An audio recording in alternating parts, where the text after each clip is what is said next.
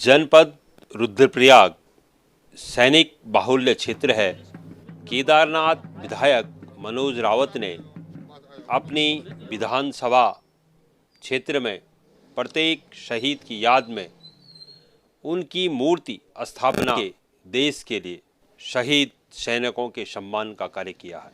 उत्तराखंड जैसे सैनिक बाहुल्य प्रदेश ऐसे कार्य पहली बार हो रहे हैं जब किसी विधायक ने अपनी विधानसभा के प्रत्येक शहीद की याद में उनके क्षेत्र में राजस्थानी शैली में निर्मित संगमरमर की 1.5 से 2 कुंटल भार की मूर्तियां उनके क्षेत्र में लगाई जा रही हैं। विधायक मनोज रावत द्वारा 31 शहीदों की याद में सुंदर स्मारक बनाए जा रहे हैं। श्री रावत ने परकंडी में सेना मेडल प्राप्त शहीद उमेश चंद्र का स्मारक का अनावरण किया। 15,000 सैनिकों व पूर्व सैनिकों के परिजन वोटर हैं। विधानसभा चुनाव से ऐन पहले अब इन 30 शहीद स्मारकों को बनाना सैनिक पृष्ठभूमि के वोटरों को लुभाने का कांग्रेस का बड़ा दाव माना जा रहा है। मैं राजेश भट्ट रुद्रप्रयाग से अनंत उत्तराखंड के लिए।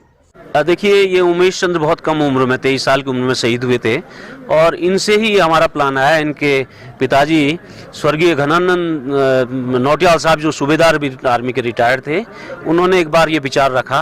तो जब ये पहली मूर्ति आई तो उसके बाद मुझे पता चला कुछ शहीदों ने और मुझे अप्रोच किया। तो मेरी विधानसभा में कुल लगभग 30 शहीद जो भारतीय सेना से हैं और एक बीएसएफ के कमांडेंट वीरेंद्र प्रसाद पुरोहित साहब हैं, तो इनकी मूर्तियों को लगाने का हमने निश्चय किया। तो ये सभी मूर्तियां मेरी विधानसभा के अलग अलग स्थानों पे जहां से ये शहीद संबंधित थे, जो युद्धों में या ऑपरेशंस में शहीद हुए, जिनको शहीद का दर्जा मिला, इनकी मूर्तियां शहीद स्मारक के रूप में लग रही हैं। लेकिन इसका सबसे बड़ा जो है इसका आर्किटेक्ट है, इसका वास्तुविद है, जो हमने राजस्थान के जो वीर योद्धाओं की जो छतरियां बनती थी उससे हमने इस पैटर्न को लिया है और हम इसी पैटर्न पर शुद्ध संगमरमर की लगभग 1.5 से 2 कुंटल की मूर्तियां हैं।